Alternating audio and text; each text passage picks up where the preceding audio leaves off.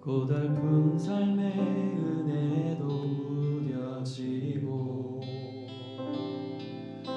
또 사라질 것에 내 맘 두네. 헛되고 헛된 것들을 바라보며 그 은혜를 놓치며 살아내. 주어진 삶을 묵묵히 살아가며 날 붙드신 주 예수를 보내.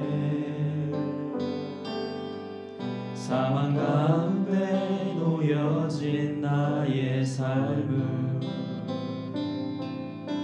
날 건지신 그 이름 예수. 나의 한숨을 가꾸셨네. 주를 향한 노래로, 소망의 노래로 나의 눈물을 거두신 주 예수 이름 안에 살게 하소서.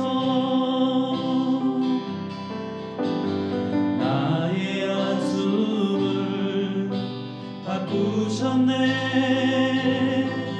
주를 향한 노래로, 소망의 노래로 나의 눈물을 거두신 주 예수 이름 안에 살게 하소서. 허무한 시절 지날 때, 깊은 한숨 내쉴 때 그런 풍경 보시며 간직하는 분 있네. 고와 같이 너희를 버려두지 않으리. 내가 너희와 영원히 함께하리라. 성령이 오셨네. 성령이 오셨네. 내 주에 보내신 성령이 오셨네. 우리 인생 가운데 신이 찾아오셔서 그 나라 꿈꾸게 하시네. 억눌린 자 갇힌 자, 자유함이 없는 자, 피난처가 되시는 성령님 계시네. 주의 영이 계신 곳에 참 자유가 있다네. 진리의 영이신 성령이 오셨네. 성령이 오셨네. 성령이 오셨네. 내 주에 보내신 성령이 오셨네.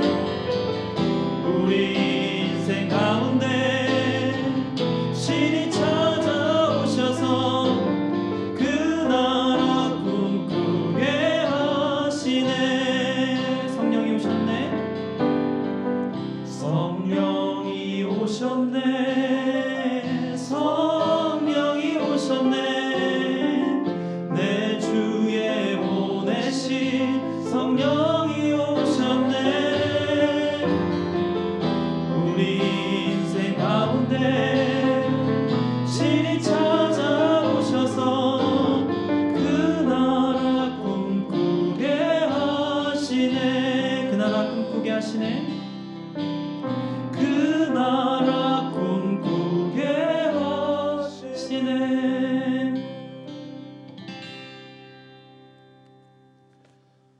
네, 여러분 안녕하십니까? 수요 사경회로 인사드리겠습니다. 저는 김용민입니다. 자, 오늘도 우리 함께 하나님의 말씀을 만나고 바로 이해하는 시간 갖도록 하겠습니다. 함께해 주시는 분들 소개하겠습니다. 먼저 건반 맡아주시는 백민님 나오셨습니다. 네, 안녕하세요. 네, 오늘 안경 쓰셨네요. 네, 네. 왜 특별히 안경을 쓰셨는지? 노안이 왔어요. 그걸 여쭌 건 아니었는데. 네, 알겠습니다. 자, 우리 찬양인 또 유기농 수도사님 어서 오세요. 네, 반갑습니다. 네, 모자를 벗으셨습니다. 네, 좀 변화를 주기 위해서. 왜요? 탈모가 시작됐습니까? 네, 그렇습니다. 알겠습니다. 예, 저는 배를 가리기 위해서 오늘 저 상의를 좀 입었습니다. 예, 목사님 이렇게 네. 좀 점점 감추고 싶은 것이 많은 사람들. 예, 네. 그들과 함께하고 계십니다. 목사님 뭘 감추고 계세요? 저도 이제 배가 나오기 아 시작해요. 그래요? 알겠습니다. 저도 감추고 싶은데 그냥 입었습니다. 예, 자 우리 생명사랑교회 한문덕 목사님과 함께하겠습니다. 목사님 어서 오십시오. 네, 여러분 반갑습니다. 반갑습니다. 예. 한문덕입니다. 예. 반갑습니다. 자 목사님, 저희 프로그램이 회를 더해 갈수록 네. 악플이 많이 달리고 있습니다. 아, 그러시고. 이건 정말 감사한 그렇군요. 일입니다. 네. 우리가 저 감사한금을 내야 될 일이 아닌가 생각도 들고, 예, 정말 저는 그 악플을 보면서 오늘 난 감사드렸어 이 노래가 갑자기 생각이 났습니다. 예, 악플이 있다는 것은 그만큼 우리에게 별로 그다지 친화적이지 않은 분들까지 이 방송을 접하고 있다. 이런 생각을 또 하게 되면서 보람을 많이 느끼고 있습니다. 우리 목사님께서 굉장히 저희 성경 공부의 지평을 넓히고 계세요. 네. 예. 뭐 열심히 읽으시고 다신 거니까. 네. 그래도 일단은 보셨다는 게 확실한 거죠. 그렇습니다. 아주 훌륭하십니다. 예. 목사님은 어떻게 주일학교 때부터 이제 예수 네. 믿으셨겠죠? 6살 때부터 교회를 다녔습니다. 다니신 교회가 어느 교회였습니까? 예, 제가 경기도 파주에 있는 교화교회라고 아주 시골 교회였지만 상당히 참 아늑하고 좋은 교회였습니다. 교단은 교단은 역시 우리 한국기독교장로회. 그러셨습니까? 예, 제가 기장 출신이어서 네. 기장 목사가 됐습니다. 예, 네. 굉장히 보수 교단에 계신 것 같이 네. 두루두루도 이렇게 이 성경을 읽는 지평이 넓으셔가지고. 아, 기장교회라 그래서 뭐 전부 다 이렇게 진보적인 신학을 하는 건 아니고요. 네네. 일반적인 교회들은 저희 개교의 특성에 따라서 네. 성경을 문자적으로도 읽었고 그다음에 또 다양한 그런 신앙 체험들도 있고 예, 그런 어떤 뭐랄까요 단계들이 좀 있죠. 네, 예, 네, 예, 그렇습니다. 네. 그래서 사실은 이걸 여쭌 이유가 네. 저희 방송 보시는 분들 중에 음흠. 굉장히 이런 어떤 복음적인 네, 관점에서 네. 성서를 보신 분들, 네. 이분들로서는 좀 이해가 안 되는 부분들도 많이 있고요. 네, 네. 그리고 기본적으로 우리가 이거부터 한번 이야기하고 들어갔어야 했는데 음흠. 놓친 것 같아요. 네. 성서를 어떻게 읽을 것인가? 성서는 어떤 네, 책인가? 네, 이 부분 좀 맞습니다. 한번 목사님 얘기해 주시면 어떨까요? 아유 그렇지 않아도 저도 마침 음. 이제 해가 거듭되니까는 이 네. 회가 우리 네. 교인들도 음. 교회에서 설명해 주시는 대로 음. 성경이 어떤 책인지 또 어떻게 읽으면 좋은지를 먼저 하셨으면 훨씬 더 좋았겠다 이런 말씀들을 하시더라고요. 예, 예, 예. 예, 그러고 마침 이제 보니까 오늘 우리가 이름이 수요 사경회잖아요. 사경회가 뭐예요, 백민님? 사경회. 사경이요? 사경, 예, 크리스찬들이 예, 모여서 성경 모여서. 공부하는 시간? 성경 공부하는 시간. 네, 좋습니다. 유기농 수도사님. 저도 마찬가지로 일정한 시간을 가지면서 서로 그 성경을 공부하는 모임 정도라고 생각합니다. 네. 네. 저 어릴 때는 부흥 집회를 많이 했어요. 예, 그렇죠. 맞아요. 사경회 네, 사경회라는 집회하고 부흥사경회. 네. 부흥사경회가 그렇죠. 더 익숙하죠. 맞아요. 이게 이제 부흥 집회였다가 어느 날 그 사경회가 들어가서 부흥 사경회가 됐어요. 네, 네. 근데 사경회 한자를 보니까 예, 그게 조사할 사자예요. 그렇습니다. 그러니까 성경을 조사하는 모임이에요. 그대로 직역하면. 네, 그죠? 그러네요. 조사할 사, 성경할 때 경전할 때. 예, 예. 그러니까는 경전을 조사하는 모임. 사실 이제 부흥하고 사경이 예. 좀 굉장히 좀 뭐랄까 많이 떨어져 있는 네. 거리감이 느껴지는 단어들이에요. 부흥이 하면은 막 네. 무아지경에 빠져가지고 조사하면 안 될 것 같은데.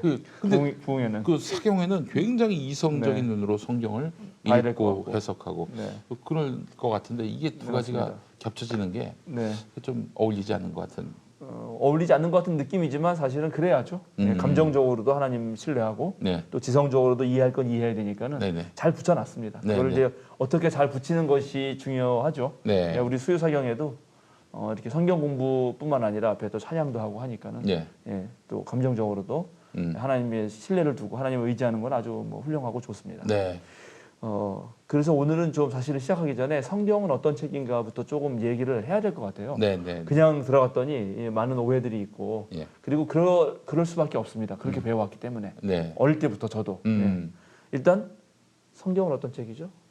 여쭤봐야겠는데 수도사님 성경은 어떤 책입니까? 성경은 무엇이다? 그러니까 성경은 땡땡땡이다 하면은 착 나온다고요. 이 주일학교 애들 물어보면 뭐예요? 하나님의 말씀. 그렇죠. 제가 이걸 기대했어요. 아. 성경은 하나님의 말씀이다. 아마 교인들 100명 중에 99명 이렇게 말씀하시겠죠. 네, 네. 근데 제가 교회에서 이 말씀을 하시는 순간 우리 교인들을 약간 놀려요. 정말 하나님 말씀입니까? 이렇게. 그러면 또 그다음에 아멘 나오죠. 예. 예. 그럼 여기 성경이 예. 딱 있지 않습니까? 어디? 예. 우리는 세번역 성경을 보는데 예. 성경이 하나님의 말씀이라고 생각하고 딱 편단 말이에요. 이렇게 쫙 뭐 피면은 그리고 하나님 말씀이 쓰여 있어야 되는데 뭐가 쓰여 있어요? 한글이 쓰여 있잖아요. 한글. 예. 한글은 하나님 말씀이에요. 사람의 말이에요. 사람의 말. 사람의 글이죠. 네, 사람의 말을 적은 글이잖아요. 근데 왜 하나님 말씀이라고 그랬어요? 죄송합니다.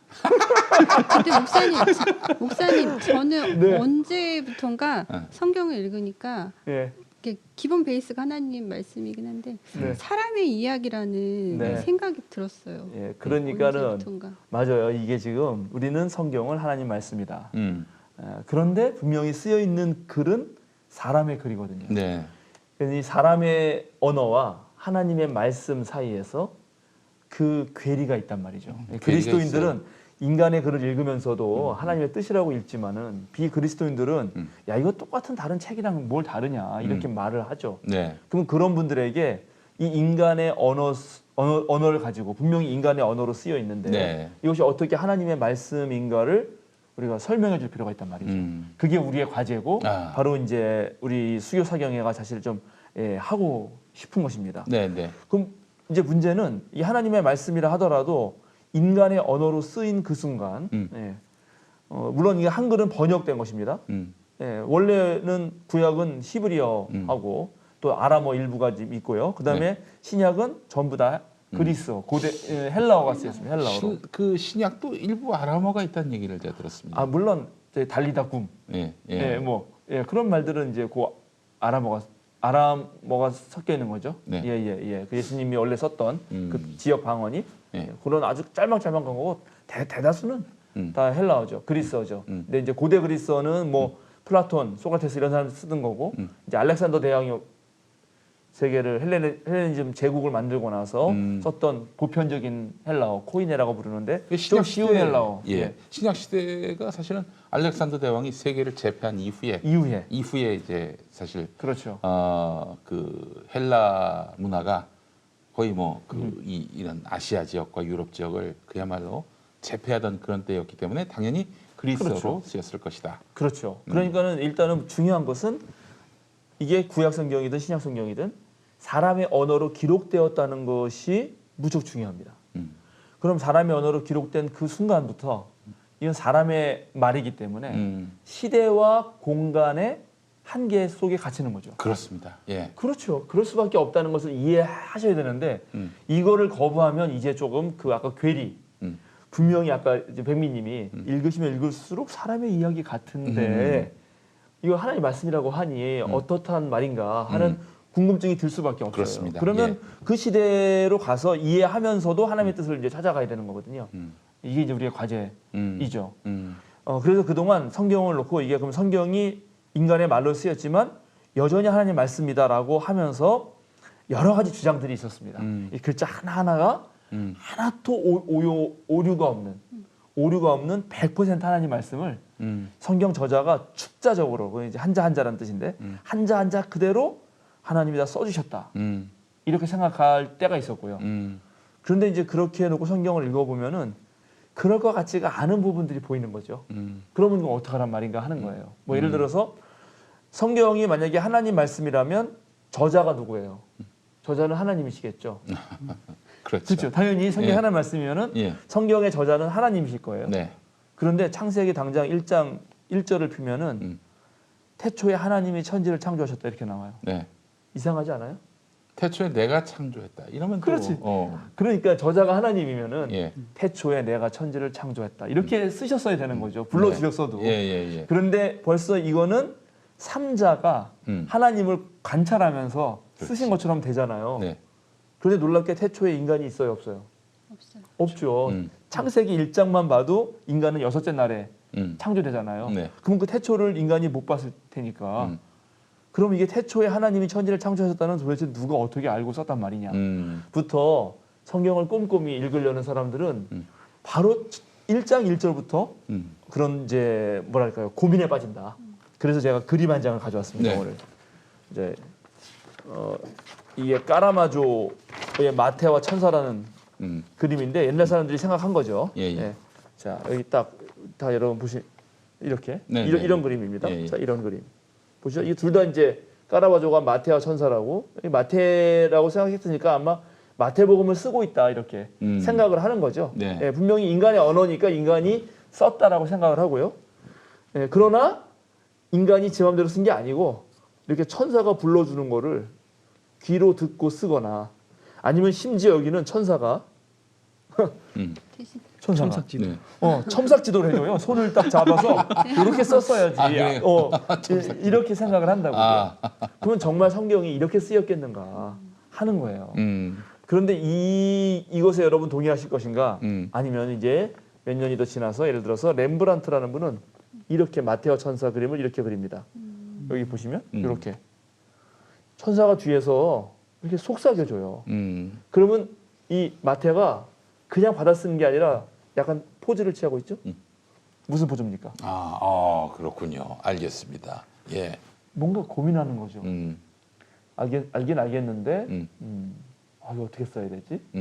이것을 어떻게 인간의 언어로 표현해야 되지? 하는 그런 뭔가 생각하고 있잖아요. 네. 그러니까 성경은 하나님의 뜻을 담고 있지만 분명히 이 안에는 뭔가 인간의 그 시대적 한계와 고민 속에서 하나님의 뜻을 어떻게 담아낼까라는 것을 고민할 수밖에 없었다. 이것을 첫 번째 여러분 아시는 게 무척 중요합니다. 그렇죠. 그래서 성경은 일단 그러면 쓰였다. 그러면 아까 말씀드린 대로 지금 여기 쓰인 게 아니고 그때 거기에서 쓰였어요. 그때 거기서. 그때 거기. 그때 거기란 말을 기억해야 돼요. 네. 그때라는 것은 뭐 예를 들어서 성경이 다루고 있는 역사는 뭐 출애굽만 해도 벌써 기원전 이제 보수적인 진영에서는 1500년설이 있고 네. 약간 이제 또 진보적인 학자들에게서는 1250년 기원전. 네. 그러면 그때만 해도 벌써 3000년 전이잖아요. 지금으로부터 3000년 전이니까. 그렇죠. 그때 예. 지금이 아니고 예. 거기라는 거는 한국이 아니잖아요. 네, 중동 아시아잖아요. 뭐 이집트 이런 데잖아요. 그러니까 3000년 전에 이집트에서 벌어진 일을 지금 우리가 안다는 게 네. 이게 만만한 일이 아닙니다. 성경을 왜 교인들이 읽을 때 어려움을 느끼느냐? 옛날 이야기, 너무 그때 거기에 쓰인 이야기라서 예. 그 자체로도 어렵다는 거예요. 예, 그래서 이제 제가 생각하기에 한국 그리스도교가 지금 한국 시민사회에서 이런저런 이렇게 이제 좀 조롱을 받고 있는데 그런 이유 중에 하나는 저는 이렇게 생각합니다. 예, 교인들이 성경을 안 읽거나 성경을 잘못 읽거나 또는 읽고도 실천을 하지 않을 경우 잘 읽었는데 그런데 최소한 우리는 잘못 읽거나 부분에 대해서 우리가 좀 이렇게 잘 읽도록 해줘야 된다는 거죠. 네. 예, 그래서 잘 읽도록 해주는 것 중에 하나가 기본적으로 지금 여기에서 이해 안 되는 부분을 그때 거기 상황으로 좀 돌아가서 그것을 알려주면 훨씬 더 이해가 잘 될 수 있다 하는 게 하나의 이제 중요한 지점이라는 거죠. 그리고 뭐 네. 저자가 모세오경이라고 해서 모세가 저자는 아니지 않습니까? 네. 예. 이제 또 네. 창세기 에덴 동산 이야기를 뭐 네. 에덴 동산에서 뭐 천사가 오두막을 치고 옆에서 이제 사관처럼 막 기록하고 그런 것도 아니지 않습니까? 네. 예. 그런 거죠. 예. 그렇죠. 그러면 분명히 이 성서가 이제 인간의 언어로 기록되어 있다면 기록된 시기가 있고 네. 그 기록된 시기에 세계관을 반영하겠죠. 그렇죠. 예, 그렇죠. 근데 흔히 이제 우리 모세오경은 창세기부터 출애굽기, 레위기, 민수기, 신명기까지를 예. 5개를 토라라고 부르는데 네. 예, 그걸 이제 모세가 썼다 그래서 모세오경, 예. 오경이라고 부릅니다. 그런데 가만히 읽다 보면은 모세가 죽은 얘기가 신명기에 나오잖아요. 글쎄요. 그래서 저는 그때 보고 이거는 모세가 쓴 게 아니다 네, 그랬어요. 네, 모세가 죽었는데 그렇죠. 죽으면 못 쓸 거 아니에요. 근데 모세가 그렇죠. 죽었다. 이렇게 제가 중학교 때 보고 네, 이거는 모세가 네. 쓴 게 아니다. 예, 내가 드디어 중요한 걸 신박한 걸 발견했다. 막 그러고 그러면서. 네. 제가 예전에 아. 이제 좀 학식이 있으신 분이랑 얘기를 했는데 그분이 불교 신자셨어요. 네. 이제 근데 불교 신자인데도 이제 학식이 있으시니까 본인이 성경책을 한 3번 정도 읽었다고 하시더라고요. 네. 근데도 자기가 성경을 3번 읽었는데 무슨 말인지 못 알아듣겠다는 거예요. 네. 그게 이제 역사적인 맥락도 연결이 안 되고 그렇죠. 예, 도대체 그 시대에 이게 말이 되느냐 막 그렇게 얘기하셨던 적이 있었거든요. 근데 이제 방금 목사님께서 말씀하신 그런 내용을 하니까 그 당시에 그분이 왜 그렇게 얘기하셨는지 좀 알 것 이해가 같아요. 되죠. 예. 목사님 그 모세 오경이 저작된 시기가 네. 사실은 뭐 아브라함 그 시대가 아니라 아브라함 이전 시대가 아니라 네. 사실은 포로기 때 네. 그러니까 최종 편집된 시기가 최종 편집된 시기. 예. 저작된 시기는 알 수가 없습니까? 저작된 시기를 이제 지난번에 말씀드렸지만은 뭐 4문서설 또는 5문서설 이렇게 얘기하는데 JEDP라고 야훼 문서, 엘로힘 문서, 네. 그다음에 드러나면 신명기 문서, 이제 사제 문서, 그다음에 이제 J와 E가 같이 또 섞여 있는 것들이 있어요. 그래서 네네. J2까지 넣어서 5개를 치기도 하는데 어쨌든 간에 그런 다양한 자료가 이미 있었고 그 자료를 최종 편집한 시기가 포로기 말이나 포로기 바로 이후 그때라고 다른 이제 학자들이 거의 동의하고 있죠. 그리고 각각의 이제 엘로힘 문서라든가 이런 문서들에 대해서는 그 저작된 시기는 어느 정도 유치하죠. 사제 문서 같은 경우는 바로 바벨론 포로기에 잡혀가서 그리고 바로 그 이후 그래서 그분들이 아마 대체적으로 최종 편집에 관여했을 거라고 보여지고 여호와 문서는 솔로몬 시대까지 올라간다고 지난번에 말씀드렸습니다. 다윗과 솔로몬 그런 자료가 있었던 것을 이제 모은 것입니다. 그러니까 성경을 꼼꼼히 이제 읽어도 잘 모르는 이유는 당연하다. 예, 그래서 사실은 성경을 놓고 누가 옳다 그르다를 먼저 막 말하기 전에 함께 찾아가는 작업이 중요하다. 그래서 사경회가 중요한 거죠.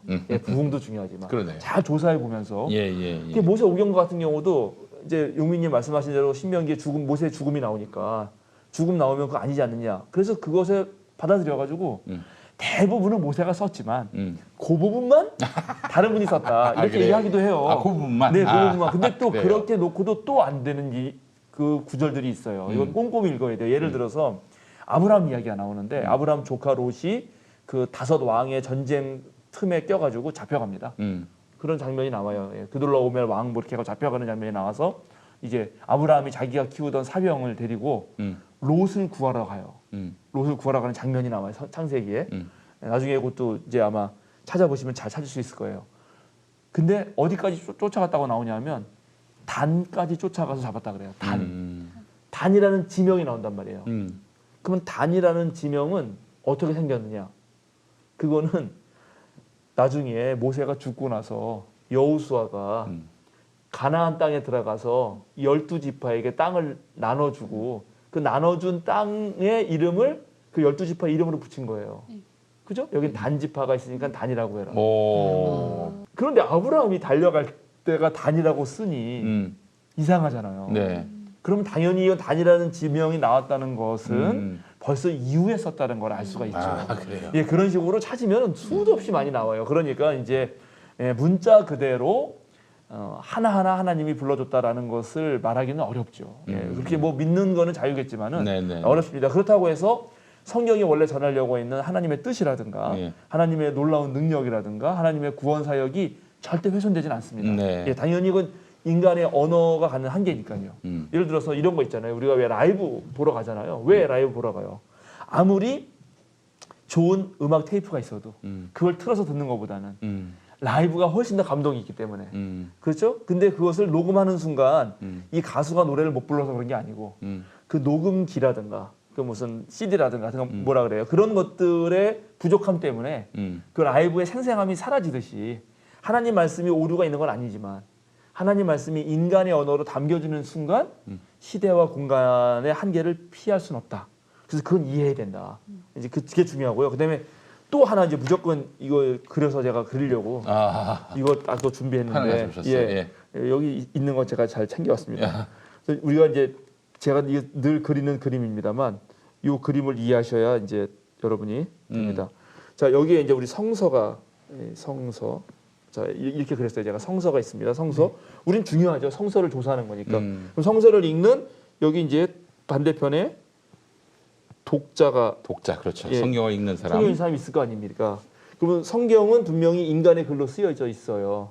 그리고 우리는 독자는 인간이에요. 그러니까 이해할 수 있는 거예요. 인간이니까 인간의 글을 이해할 수 있겠죠. 네. 그런데 성서는 그냥 쓰인 게 아니고 성서는 반드시 성서가 쓰인 때 상황이 있단 말이에요. 상황. 이제 상황이라고 이제 빨간 글씨로 네. 쓰고. 그렇죠? 그다음에 상황 성서는 성서가 쓰인 상황이 있고 독자는 독자들의 상황이 있어요. 우린 21세기에 살잖아요. 우리 지금 여기 살잖아요. 성서는 그때 거기 살았고요.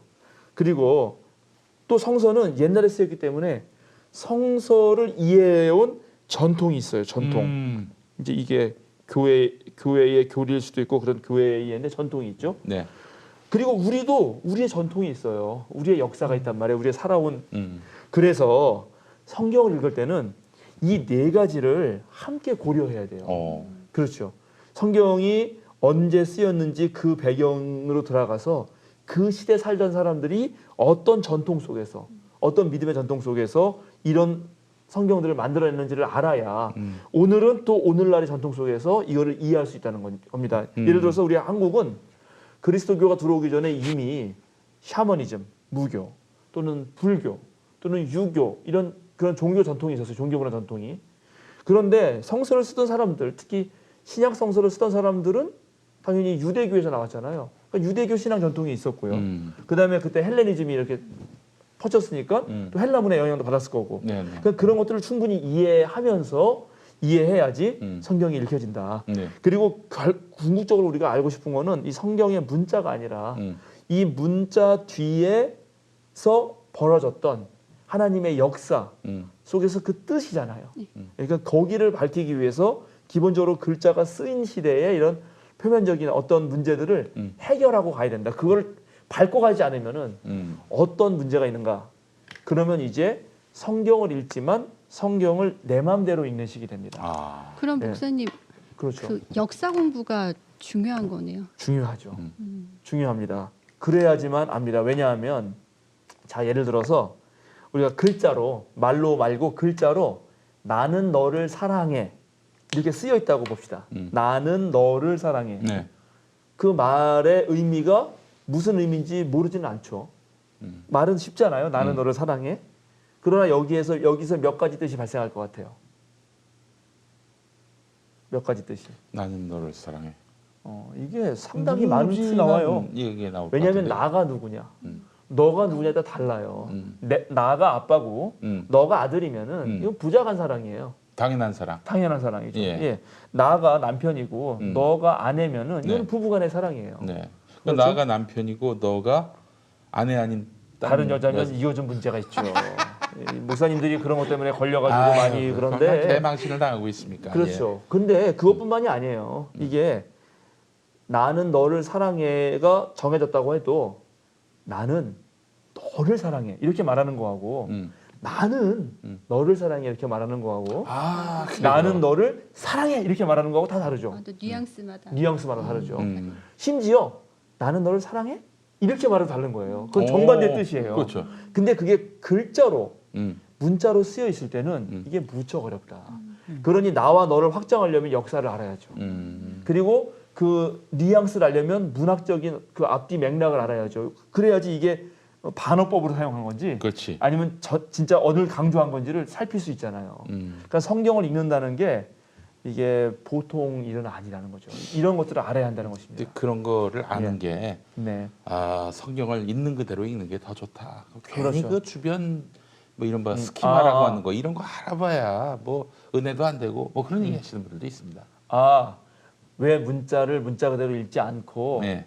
자꾸 얘기해봐. 이렇게 뭐 공부하고 그렇게 하느냐? 네. 근데 그것은 제가 보기에는 그러시면 안 될 것 같아요.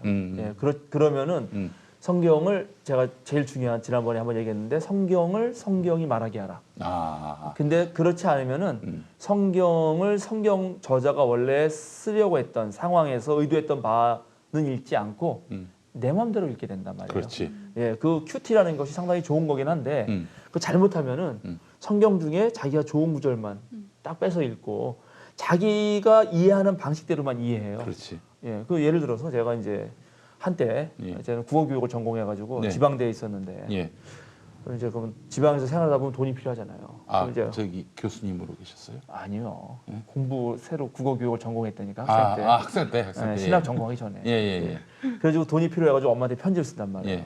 편지를 쓸 때 엄마 돈 줘 이러면 엄마가 돈 안 보내잖아요. 그래요? 그렇죠. 그래요. 그럼 그 불효자니까. 예. 편지를 잘 써야죠.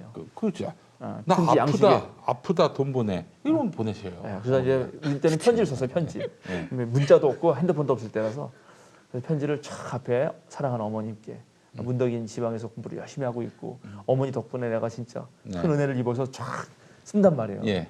그래서 어머니 마음을 노곤노곤하게 한 다음에 음. 거기다가 근데 공부하다 보니까 책도 사야 되고 돈이 한 100만 원 필요하니까 좀 보내주면 좋겠다 딱 쓰고 다시 역시 엄마가 고생한 거 내가 다 알고 있다. 그 마무리 멘트를 해가지고 이제 사랑하는 아들 열심히 앞으로 엄마의 미래를 내가 보장시켜 주면서 준비하고 있는 문덕이가 보냅니다. 하고 딱 보내죠. 그럼 예, 엄마가 예. 편지를 읽잖아요. 예. 감동을 받아요. 어. 눈물 흘리면서. 근데 100만 원 안 보내. 그 편지를 제대로 읽은 거예요, 안 읽은 거예요?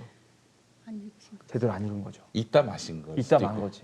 다 읽었지만 앞뒤에 자기 감동만 되고 예. 진짜 편지 저자의 의도는 싹 무시한 거죠. 아. 성경이 원래 들으라고 한 말을 들어야 되는데 자 그건 더 큰 문제는 뭐냐면 자 이 그림에서 다시 예. 성서는 말하려고 하는 것이 있었고 독자와 대화하면서 성서를 읽는 거였는데 성서 얘기를 안 듣고 독자가 성경을 읽는데 자기 마음대로 읽는다.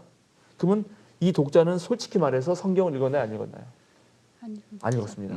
자기 생각을 읽었습니다. 자기 생각을 성서에다 투영해 놓고 다시 그걸 읽었으니까 자기가 자기 생각을 읽었어요.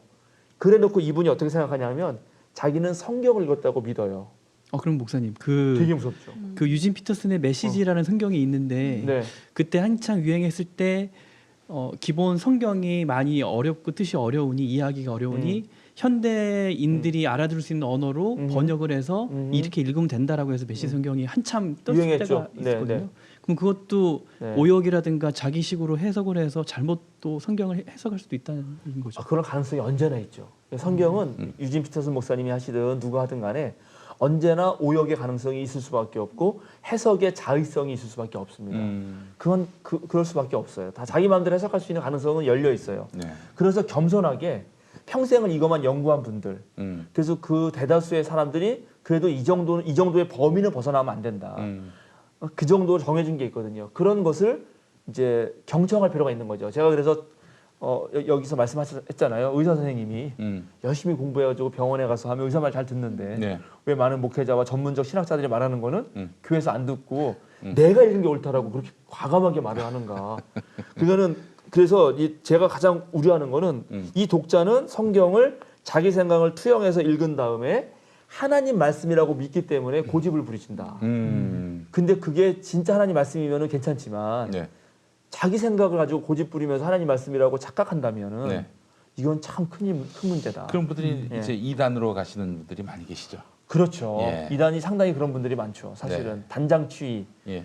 성경을 딱딱 잘라가지고 이어 붙여서 자기네 식대로 꾸며놓고 그것이 하나님 말씀이라고 강력하게 주장하는 거죠. 네, 심지어는 네. 자기가 하나님의 뜻을 정확하게 읽을 줄 아는 안목을 갖고 있다. 나는 보혜사다. 이러면서 골로 가신 분들도 많이 계시고. 네네. 자기가 하나님이다 이렇게 예. 한 분도 있고. 목사님, 목사님 교회에서도 12월 31일, 1월 1일에 네. 올해의 말씀해가지고 딱 뽑아가지고 그거 하십니까? 안 합니다. 아, 그거는 너무 성경을 자의적으로 하는 것 같아서 대신 제가 뭘 하냐면은 예. 성경을 쭉 봐서 내년에 예를 들어서 자기가 요 말씀을 계속 한번 붙들고 1년 내내 생각하며 살아보겠다라는 거를 정해오라 그래요. 네, 정해오라. 네, 자기 알아서 제가 막 정해가지고 딱 말씀 뽑기 이런 건 안 하죠. 네, 옛날에 그 말씀 뽑기 하다가 그런 거 알아요? 딱 성경을 말씀을 뽑기를 해가지고 딱 펴서 딱 읽었는데 가룟 유다가 자살하는 게 나왔잖아요. 그러니까 이거 뽑을 수 없잖아요. 예, 예. 그래서 얼른 덮었단 말이에요. 네. 다시 열었어. 다른 말씀 하려고 그랬더니 그 사마리아 사람 비유가 나왔는데 네. 거기 뭐가 나오냐면 너도 가서 이와 같이 하라. 그게 아까 자살하라는 말이 있고 너도 가서 이와 같이 하라 그래가지고 성경을 얼른 덮었다는 거예요. 아이고, 예, 되게 웃긴 얘기 같지만은 그렇습니다. 성경을 그런 식으로 자기 마음대로 읽어서는 안 된다. 맞습니다. 근데 그동안 많은 한국 교인들이 이런 네. 역사적 배경, 성서의 형성 과정, 네. 성서를 쓴 저자들의 상황을 모르고 읽었기 때문에 네. 자칫하면 자기 마음대로 읽을 위험이 있었다. 네. 그게 아니면 이제 두 번째로 지난번에 얘기했지만 교리의 눈으로만 성경을 읽은 거예요. 이제 대속교리라든지 그런 부분이 좀 있는데 그래서 다시 한번 성서로 돌아가자 하는 것이 종교개혁 정신이기도 하고 네. 오늘날 많은 그런 성서학자들의 도움을 받아서 정말 하나님의 뜻에 다다르기 위해서라도 이게 어느 시대에 어떤 장르로 어떤 목적으로 어떤 상황에서 네. 무엇을 전달하기 위해 쓰였는지 살펴봐야 된다. 근데 이 부분이 이제 만만치가 않은데 그럼 다시 물을게요. 성경은 하나님의 말씀이라고 했잖아요. 근데 지금 하나님 말씀이라고 말하기가 어려워졌죠. 그래서 우리가 다시 고백하자면 성경은 하나님의 뜻, 하나님의 말씀을 담은 아니면 하나님의 뜻을 체험한 사람들의 신앙 고백적인 책이다. 이렇게 바꿀 수 있어요. 네. 그죠? 성경은 전부 다 하나님 만난 사람들의 책이에요. 그래서 누가복음서 읽어보세요. 누가복음서 딱 읽으면은 맨 처음에 데오빌로 각하에게 편지를 쓰잖아요. 그 하나님이 쓴 거 아니잖아요. 이 누가복음서를 쓴 사람이 내가 예수님에 대해서 다 조사해봤더니 나보다 먼저 복음서를 만든 사람들도 있었고 그래서 당신에게 이걸 편지를 보내서 이 글을 보내서 당신이 예수님에 대해서 잘 알기를 바랍니다라고 그분이 쓴 거죠. 분명히 사람이 썼습니다. 그죠? 시편 읽어보면은 어느 거는 다윗의 시편. 그거 다 사람이 쓴 거잖아요. 그러나 그 사람들이 그냥 다른 책들처럼 똑같이 썼느냐? 그건 아니죠. 하나님 체험. 하나님의 뜻을 알았다 또는 하나님 만났다라는 그들의 신앙 고백을 담은 책이다. 그러니까 네. 이렇게 이해해야 됩니다. 네. 그런데 문제는 또 하나가 있어요. 오늘날 사람들은 성경을 그런 고백책으로 안 보고 과학책으로 보려고 그래요. 과학책 아시죠?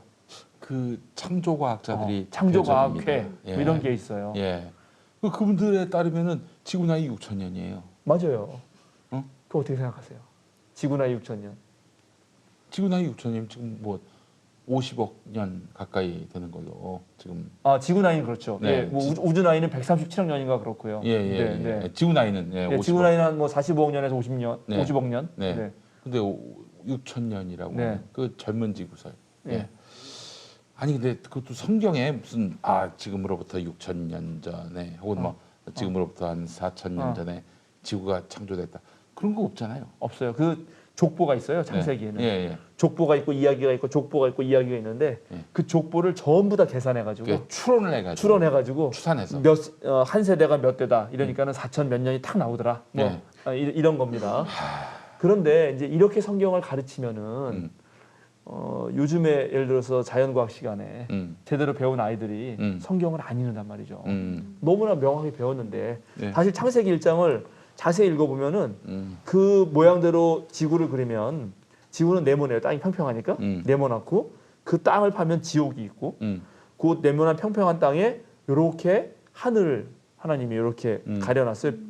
물 안 떨어지게. 네. 그리고 요 반구에다가 해도 달아매시고 달도 달아매시고 이렇게 그렸단 말이에요. 근데 이런 창세기의 뭐랄까 태초의 우주 창조설을 들이밀면은 빅뱅 이론을 공부하는 모든 일반 평범한 사람들 앞에서 네. 어떻게 설득이 되겠냐. 그러니까 당연히 창세기 1장의 그런 지구 우주 창조 이야기는 그걸 썼던 사람들 시대에 그런 창조 세계관, 그 세계관을 반영한 거죠. 그러나 그렇다 하더라도 하나님이 세상을 창조했다는 그 신앙 고백에는 아무런 문제가 없어요. 오늘날 우리가 창세기를 새로 쓴다. 네. 오늘날 우리가 하나님 고백을 해야 되니까 네. 그러면 당연히 오늘날은 태초 하나님이 빅뱅을 일으키셨다. 이렇게 썼겠죠. 근데 비슷해 사실은. 왜냐하면 네. 태초에 빛이 있어라 했더니 네. 탁 빛이 예. 터졌잖아요. 네. 어쨌든 뭐 그런 것을 그래서 오해하지 말아야 될 게 성경은 과학책 아닙니다. 예, 물론 과학적 사실을 때로 다룰 수도 있어요. 네. 성경은 또 어떤 사람은 이제 예수님 안 믿는 사람 저 군대 갔을 때 이제 막 사역하고 훈련하고 힘드니까 일요일 날은 좀 쉬고 싶고 내무반에 있으면 고참들 눈치 보고 그러니까 교회로 피신가는 비그리스도인들이 많았어요. 그러면 이제 고참 중에 짓궂게 묻죠. 너 성경 읽어봤어? 그러면 제가 이제 안 읽어봤는데 안 읽어봤다면 혼나고 그래서 안 읽어봤습니다. 무슨 내용 써 있어? 좋은 말씀 있습니다. 좋은 말씀. 성경을 도덕책으로 읽는단 말이죠. 그래서 성경을 자세히 읽어보면 도덕적인 이야기가 아닌 게 많이 나와요. 그래서 어린아이 읽을 때 이거 어린아이한테 읽어줘야 되나? 고민하게 되는 부분도 많아요. 성경은 도덕책 아닙니다. 성경은 역사책인가? 역사적인 기록도 있지만 역사책만은 아닙니다. 이런 부분들을 구분해서 읽을 줄 알아야 돼요. 성경을. 그래서 이제 일단 성경은 사람들이 하나님 만난 체험을 담은 신앙 고백적인 언어다라는 것을 일단 이해하셔야 됩니다.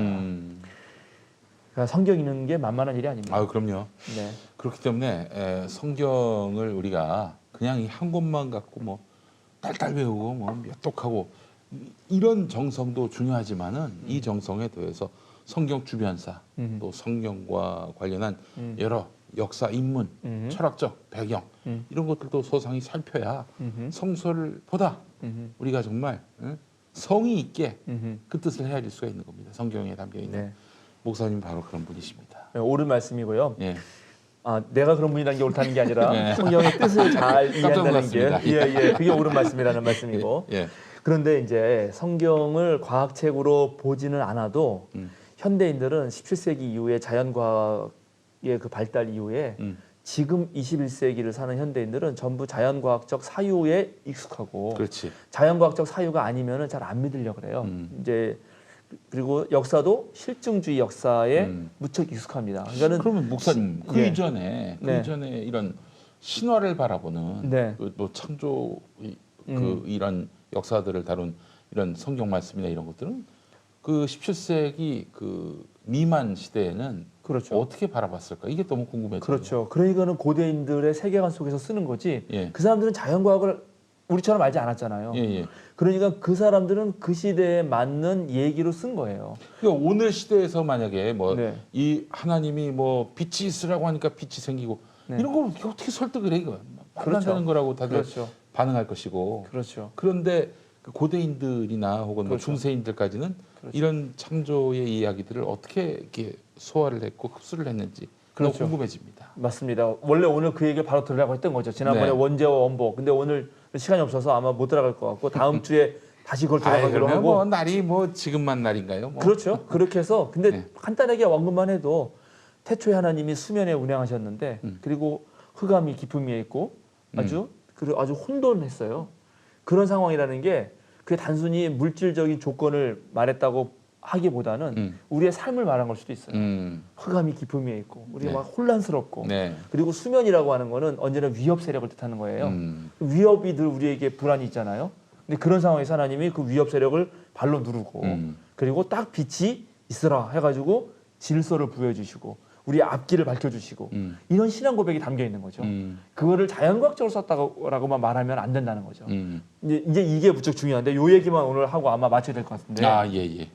그래서 성경을 읽을 때 성경은 다양한 인간들의 다양한 문학 작품들의 모음집이라고 할 수 있습니다. 성경은 물론 여기 여러분 다 이렇게 한 권이에요. 한 권이라는 게 중요해요. 한 권이라는 거는 이 한 권 전체를 꿰뚫는 통일적 생각이 있다는 거예요. 그걸 그동안 구속사라고 많이 얘기했죠. 예. 하나님의 놀라운 인류를 구원하기 위한 계획이 있다. 이 한 권 안에. 예. 그것도 의미가 있어요. 그러나 우리가 크게는 또 성경을 구약, 신약 이렇게 나누잖아요. 예, 물론 이제 구약, 신약이라는 말은 유대인들은 안 받아들여서 구약만 믿죠. 그게. 네, 그러니까는 구약이란 말이 벌써 우리는 구약이 우리의 성경인데 너는 왜 옛날 약속이라고 폄하하는 거 아니냐? 올드 테스트먼트. 올드라 그래서 그거 안 된다. 그래서 우리가 이제 히브리 성경이라고 불러주기도 하고 또 그렇군요. 유대인들은 자기네 스스로 타낙이라고 부르죠. 타낙, 토라, 느빔, 케투빔 줄여서 타낙이라고 하는데 어쨌든 그래서 두 권으로 나눌 수도 있잖아요. 그러나 더 넓게는 39, 27, 66권. 우리 저 방송국 선배 중에 이분이 일반 방송에 있다가 제 기독교 TV로 이제 입사를 하는데 근데 면접은 요식 절차였는데 딱 갔더니 이제 면접위원께서 자네 그 하나 물어볼게. 성경이 몇 권인가? 딱 물어봤어요. 2권입니다. 이랬다는 거예요. 그래서 어째서 2권인가? 저 원래 한 권 있었고 이번에 기독교 TV 입사하려고 또 한 권 샀습니다.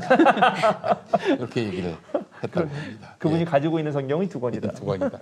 예. 뭐 하여튼 그런 일이 예. 있었어요. 저는 물어보면 교회들이 66권이다 그래요. 예, 그럼 여러분 66권 안 들고 다니잖아요.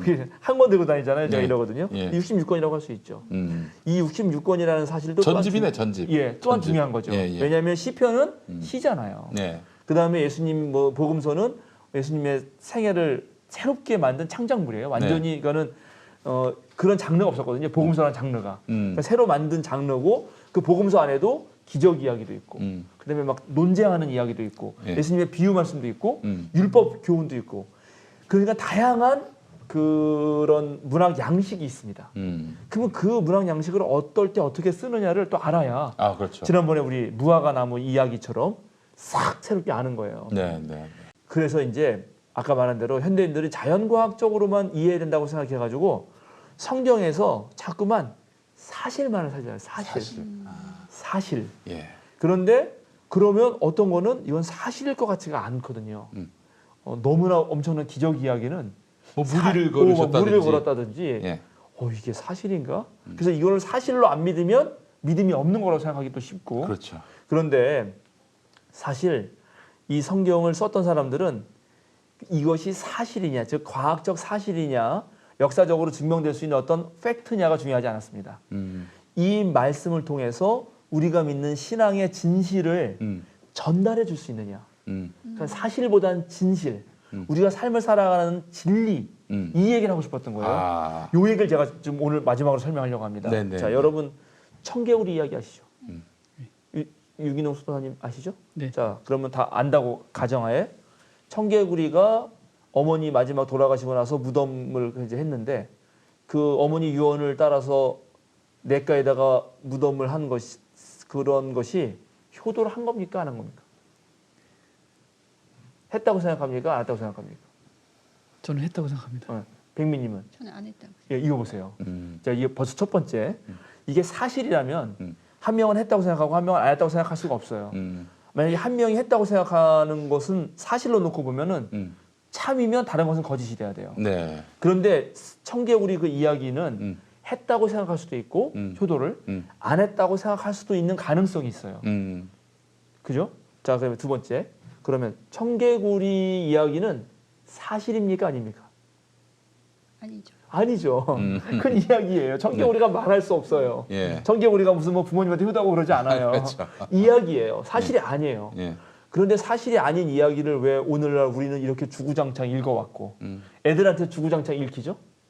사실이 아닌데? 교훈이 있으니까. 교훈이 있으니까 바로 그것입니다. 아. 어떤 교훈과 예. 삶의 진실을 준다는 거죠. 예. 그런데 그 교훈은 아까 효도하라 했다잖아요. 여기는 효도했다고 안 했다고 왜 했다고 생각하는 거예요? 마지막엔 어머니 말씀을 제대로 들었다. 일단 듣긴 들었으니까. 뒤늦게, 네. 뒤늦게. 백미님은 왜 안 했다고 생각하는 거예요? 엄마의 의도를 잘못 파악했어요. 진짜 의도를 못 파악했으니까. 그래서 이런 얘기를 쓰면서 이제 결국 아마 이 이야기를 만들어낸 사람의 의도는 그러니까 어머니 살아계실 때 잘해라. 잘 의도도 모르고 이상하게 했다가 평생 울지 말고 이런 얘기일 거예요. 근데 그 정도만 이해해도 괜찮죠. 네. 사실이 아닌데도 의미가 있고 교훈을 준다. 그리고 그거는 실제로 우리의 많은 영향력을 미치고 우리 삶에. 그런데 우리 한 걸음 더 들어갈 수 있어요. 청개구리 이야기에 대해서. 그 정도에서 멈추지 말고 왜 청개구리는 엄마 말을 안 들었을까요? 이런 생각 해보셨어요? 왜 청개구리는 엄마 말을 안 들었나? 왜 엄마한테 그렇게 산으로 가라 그러면 바다로 가고 집에 있으라 그러면 나가고 나가라 그러면 집에 있고 왜 반대로 했던가? 자, 우리가 여기서 상상력을 또 발휘해서 생각해 볼 필요가 있습니다. 혹시 그때 사회가 한부모 가정에 대한 편견이 심한 사회였고 그 청개구리 이야기를 가만 보니까 청개구리 아빠가 등장하지 않더라. 그래서 이 청개구리가 혹시 한부모 가정에서 컸기 때문에 그 한부모 가정에 대한 편견이 가득한 사회에서 놀림거리가 된 건 아닌가. 그래서 얘가 화가 났고 예. 그런 분노 때문에 예. 그것을 엄마한테 그렇게 엄마 말을 안 듣는 그런 이제 사춘기에 방황하는 청개구리가 된 건 아닌가. 또 생각해 볼 수 있어요. 아, 그러네. 왜 하필이면 청개구리죠? 다른 개구리 많은데? 얘는 혹시 유색인종 아니었나? 백인 사회에서 네네네. 유색인종 아이이면서 예. 심지어 한부모 가정 아이라서 이중에 차별을 당한 건 아닐까. 그래서 얘가 이렇게 약간 엇나갈 수 있는 그런 사회학적 배경이 있었던 건 아닐까라고 생각해 볼 수도 있잖아요. 예, 예, 예. 이렇게 생각해 보면서 이 청개구리 이야기를 읽으면은 우리가 그동안 발견하지 못했던 것을 많이 발견할 수 있습니다. 또 얘기해 줄까요? 춘향전 이야기 알죠? 춘향전 이야기, 네네. 용민님. 예. 그 주제가 뭐예요? 부패하면 안 된다. 역시 이상해. 많은 사람들이 아니 생각하는 거랑 변학도가 달라. 만약에 그 부패를 안 했다면은 이런 변고를 당할 일이 뭐가 있겠습니까? 예. 그러니까 바로 이게 이제 예. 독자가 느끼는 게 있는 거예요. 예. 아무리 의도자 상관없이 이것도 나중에 얘기할 건데 또 춘향전의 주제는 그냥 옛날 문학 같은 경우 그냥 권선징악 그냥 그렇게 바로 나와 있지 않나요? 춘향전 이야기를 모르세요? 춘향이 얘기하면 딱 그 주제가 탁 나오는데. 혜민님. 남녀간의 사랑. 그렇죠. 누구의 사랑이에요? 이몽룡과 춘향이. 의 사랑. 그럼 누가 주인공이에요?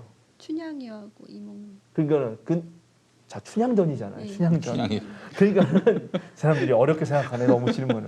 춘향전은 춘향이의 사랑이 춘향이가 그렇게 매를 맞고 변학도가 막 때려도 예, 예. 끝까지 절개를 지켰다 뭐 예, 이렇게 예, 되어 왔잖아요. 예, 예. 아니, 그런 청개구리를 시간에. 던지시니까 또 다른 함의가 있는 것 같아서 그렇지. 자꾸 생각하게 되죠. 잘했어요.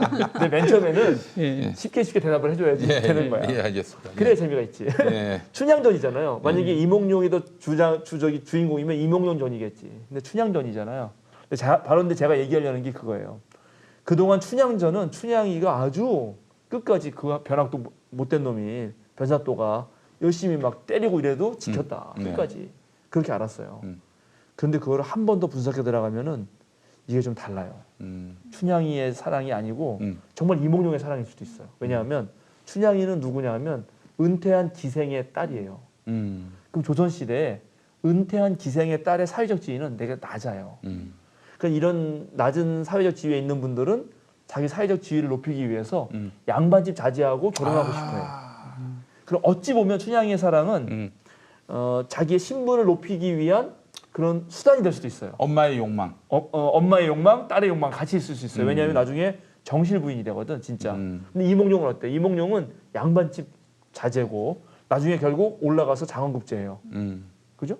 장원급제 했는데 근데 내려와. 춘향이를 못 잊어서. 얘네들이 사랑을 나눌 때가 16살 중학교 2, 3학년 때거든. 그때 첫사랑을 못 잊어서 내려온단 말이죠. 조선시대 역사를 찾아보세요. 장원급제 했는데 은퇴한 기생의 딸을 못 잊어서 내려온 그런 무슨 가족 자제, 위대한 가문의 자제가 있었나? 네? 그런 귀족이 있었나? 있었겠어요, 없었겠어요? 없었을 것 같아요. 없죠. 그러나 반대로 은퇴한 기생의 딸인데 그런 사람들 만나가지고 나름 뭐 꼭 정실 부인이 아니더라도 신분 상승한 얘가 있었을까 없었을까요? 있었을 있었죠. 그러면 이몽룡이 희한한 거예요. 그래서 이몽룡 이름을 잘 보세요. 꿈에 본 용이라고. 몽룡. 꿈에나 있는 거라고요. 그러니까 이것은 어찌 보면 이몽룡 같은 사람은 꿈에나 있는 사람이에요. 그러니까 그렇게 볼 수도 있고요. 예, 예. 그러면 이제 그런 우리 민중의 삶을 구원해줄 이걸 기다리는 춘향이를 학대하는 사람이 변사또란 말이에요. 네. 근데 그 변사또의 이름이 뭐예요? 아까 말한 학도가 뭐예요? 학도. 뭐 학대하다 할 때 학인가요? 아닙니다. 이래서 이게 재밌는 거예요. 배울 학도 학자인가요? 이름이 배울 학자예요. 예. 도는 길도자. 무리도예요. 무리도. 무리도? 무리도. 오. 아. 배운 무리들이야. 배운 자식들. 배운 자식들이 민중을 때린다는 거예요. 야. 그러니까 아까 말한 이제 예. 춘향전의 주제를 그렇게 볼 수 있는 거지. 이건 예. 변학도의 부패, 배운 놈들이 얼마나 부패했는가를 은근히 보여준다. 이렇게 주제를 파악할 수도 있죠. 네네. 그런데 그동안 우리는 교과서대로 배우면은 춘향이 애절한 사랑으로만 배운단 말이죠. 그러니까 성경도 얼마든지 그 시대적 배경과 다양한 렌즈를 통해서 보면은 정말 의미 있게 맞습니다. 성경이 예. 다양한 방식으로 우리에게 다가오는데 그걸 캐치할 수 있다. 그런데 그런 거를 그동안 모르고 맨날 내가 마음에 드는 것만 읽으니까 어떤 걸 읽어도 비슷비슷하고 그리고 또 재미가 없고 안 읽게 되고 이런 일들이 벌어졌던 것입니다. 이해하시겠습니까? 맞습니다. 예. 네. 아 목사님 진짜 그러니까 우리가 성경을 단선적으로 보면 안 된다. 그렇다. 단순히 굉장히 중요한 의미지만은 네. 구속사적 관점에서만 볼 것이 아니라 이 성경은 정말 2000년 동안 사실 이런 표현이 적절한지 모르겠습니다만 우려먹은 거지만 계속 뭔가가 나와요. 그럼요. 예, 끊임없이 이 시대와 함께 성서는 재해석되는 것이고요. 그렇죠. 또 우리에게 새로운 교훈으로서도 그렇죠. 계속 존재하고 있는 하나님의 말씀, 하나님의 훈계와 그렇죠. 덕망과 수많은 또 이런 가르침이 담겨 있는 그렇죠. 이런 말씀으로 우리가 받아들여야 할 것 같습니다. 그렇습니다. 그러니까 성경은 역시 우리 유민님 말씀하신 대로 2000년 넘게 그 수많은 사람들의 삶에 복잡하고 다양한 삶에 정말 하나님의 뜻으로 다가오게끔 하는 위로의 말씀이었어요. 비록 인간의 언어의 유약성을 가지고 있음에도 불구하고 네. 그래서 우리는 그런 성경이 가지고 있는 뜻의 넘침이라고 하는데 의미의 풍성함, 네. 뜻에 넘치는 그 얘기들을 다 이렇게 받아들여야지 오직 하나의 관점으로 하나만 맞고 다른 건 다 틀리다 이렇게 하면은 네. 이거는 자칫하면은 이제 멸종하는 거예요. 그거가 그렇습니다. 틀렸을 경우 멸종하잖아요. 그러나 이거는 이렇게도 해석할 수 있고 이렇게도 해석할 수 있고 다 이렇게도 해석할 수 있다고 할 때 그것이 정말 오히려 그런 모두의 뜻을 다 내가 간직하고 있을 때 정말 우리가 다양한 삶에 맞닥뜨릴 때마다 성경의 다양한 뜻을 다양한 상황에서 다양하게 하나님의 뜻으로 이해하고 네. 또 그것을 선택할 수 있게 되죠. 예. 궁극적으로 마지막으로 중요한 것은 이제 그래서 이 성서와 독자와 독자들이 처한 상황과 전통 이 가운데 어느 언저리에 하나님의 뜻이 있어요. 이걸 너무 벗어나면 안 돼요. 네. 이 세 가지를 무시하고 독자 쪽으로만 간다든지 성서도 안 읽고 독자도 안 읽고 상황만 본다든지 또 이쪽은 다 무시하고 성서만 그냥 문자대로 한다든지 이거 다 안 돼요. 네. 그 요 사이에서 생기는 어떤 하나님의 뜻을 이것을 읽는 교회 공동체 구성원들이 그러니까 뭐 벙커원 교회라면 벙커원 교회, 평화나무 식구들이라면 평화나무 식구들이 예. 함께 모여서 성서도 읽고 상황도 보고 전통도 보고 우리들 상황도 노력을 해서 야 요걸 봤더니 우리들이 요 말씀이 오늘날은 이렇게 이해하는 것이 하나님의 뜻이라고 생각한다 네. 하고 그 말씀대로 우리가 살자 했을 때 진짜 하나님 말씀이 되는 겁니다. 네. 그거를 이제 해석학적 윤리 공동체라고 하는데 우리가 윤리적으로 하나님 말씀대로 살 것을 다짐하면서 성경을 다양한 방식으로 읽고 최소한 그 공동체는 이것이 하나님의 뜻이다라고 결정하는 거죠. 뭐 예를 들어서 우리 지구 생태계를 위해서 우리 공동체는 최소한 일회용품은 자제하자라고 정하고 그것이 오늘 21세기에 성경과 상황과 여러 가지 봤을 때 통하는 하나님의 뜻이라고 고백한다. 네. 이렇게 할 수 있다는 것입니다. 예. 그 알겠습니다. 목사님 궁금한 게 지금 이제 말씀하신 것처럼 성경은 하나님의 그런 체험한 사람들의 네. 거고 그 안에서 또 위로를 받을 수 있는 책이잖아요. 네, 근데 중세 시대 그 일부 성직자들이 본인들이 그 성경을 네. 예, 독점해서 네. 뭐 읽지도 못 어떻게 보면 네. 민중들에게 읽지도 못하게 하고 네. 예, 그런 내력들이 지금의 또 네, 뭐 우리나라든 어느 교회의 그런 성직자들이 네. 또 그렇게 본인들이 알아서 그냥 해석해주고 그냥 믿어라 이렇게 네. 예, 강요하는 그런 어떻게 잘못된 그런 네. 전통으로 됐다라는 생각이 들어요. 네, 맞아요. 아주 좋은 말씀이에요. 사실은 루터가 가장 큰 위대한 개혁을 한 게 뭡니까? 라틴어로 되어 있던 성경을 독일말로 번역함으로써 네. 이제 그 성당에 가서 그 신부님의 해설만 듣고 그게 옳다고 한 게 아니고 집에서 누구나 자기가 성경을 펴서 읽을 수 있었다는 거죠. 그럼 오늘날 또 평신도들도 누구나 이렇게 정말 21세 문명 사회에서 수요상영의 유튜브도 볼 수 있고 그다음에 신학자들의 글도 찾아볼 수 있고 네. 얼마든지 할 수 있죠. 그래서 그런 교회 분위기를 만들어내고 교회 안에서 아까 말한 대로 성경은 그때 거기에 쓰여진 문헌이기 때문에 불가피하기 어려운 부분들이 있어요. 이거를 목사님과 또 교인들과 신학자와 함께 공부해 가면서 야 이게 오늘날 이 말씀을 어떻게 이해하는 것이 진짜 우리가 삶을 다 헌신해서 바칠 만큼 네. 위대한 하나님의 뜻인가를 연구하는 게 좋겠다. 그리고 그런 교회 분위기를 만드는 것이 이 시대적 과제다. 우리는 이걸 하는 겁니다 지금. 예. 예. 그렇다면 그리스도인의 책무 중에 하나가 이렇게 성서를 끊임없이 오늘에서 재해석하는 것. 이것도 필요하다. 네. 남들이 다 이미 해석해 놓은 거 그걸 갖고 뭐 외우고 그걸 되뇌이고 그렇게 하기보다는 오늘 우리가 처한 이 상황 속에서 네. 성서는 어떤 의미로 우리에게 길을 보여주고 계신지 끊임없이 연구해야겠다. 그런 의미에서 사경회가 필요하네요. 그렇죠. 예. 그래서 우리가 수요 사경회라고 이름을 참 잘 지었습니다. 아이고 감사합니다. 누가 지었는데 이렇게 잘 지었습니까? 누가 지었나요? 네. 국민님이 자, 그래요. 오늘 수요 사경에 아주 성서를 바라보는 눈을 하나 또 장착하게 됐습니다. 우리 한문덕 목사님 기도해 주시면서 마무리하도록 하겠습니다. 예, 우리 기도하겠습니다. 네. 주님 감사드립니다. 비록 우리 사람들의 언어로 쓰여 있지만 하나님의 말씀을 바로 부족한 사람들의 언어로 담았다는 것 자체가 우리에게 은혜입니다. 아멘. 우리가 부족할 수밖에 없고 또 우리가 늘 실수하고 오해하는 존재임을 알게 됩니다. 그러나 하나님께서는 그런 우리들을 쓰셔서 하나님 우리 주님의 일을 하셨듯이 또 우리 부족한 인간의 언어를 들어 쓰셔서 주님의 그 놀라운 계획과 섭리와 또 유래의 말씀들을 들려주심에 감사드립니다. 우리가 온전히 더 하나님의 말씀에 가까이 다가갈 수 있도록 지금 정말 전 세계의 많은 사람들이 많은 학자들이 연구하고 또 이미 이렇게 놓은 성과들을 우리들의 성서 읽는 그런 눈에 잘 사용할 수 있도록 하시고 그런 모든 과정을 통하여서 우리의 삶이 더욱더 하나님의 뜻에 가까워지고 하나님의 뜻대로 걸어가는 그런 삶이 되게 하여 주시옵소서. 아멘. 수요사경회가 그런 일들을 하는데 조그만 도움이 되기를 간절히 바랍니다. 아멘. 모든 말씀 주님께 맡겨오며 예수 그리스도의 이름으로 기도드립니다. 아멘. 아멘. 아멘. 감사합니다.